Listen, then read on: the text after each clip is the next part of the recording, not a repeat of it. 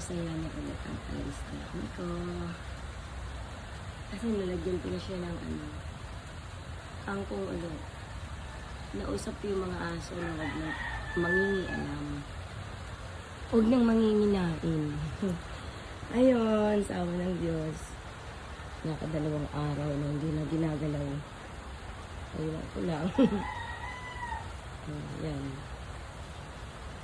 Meron na ulit dun sa taas yung malalaki. Tapos yung maliliit, ang nilagay namin sa baba. Ayan. Nakato.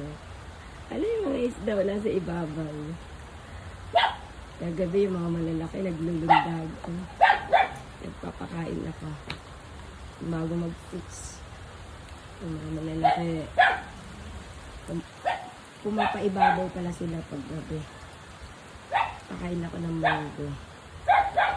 Ayan.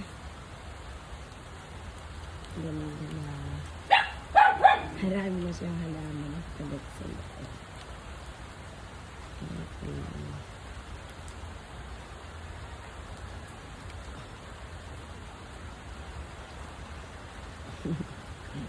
Marami na pagkukunan ng kangkong ulit.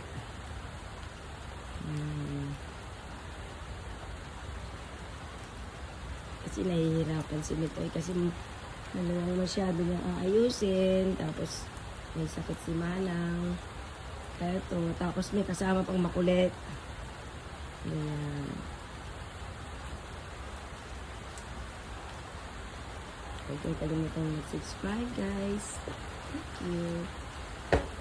Mabuhay Philippines.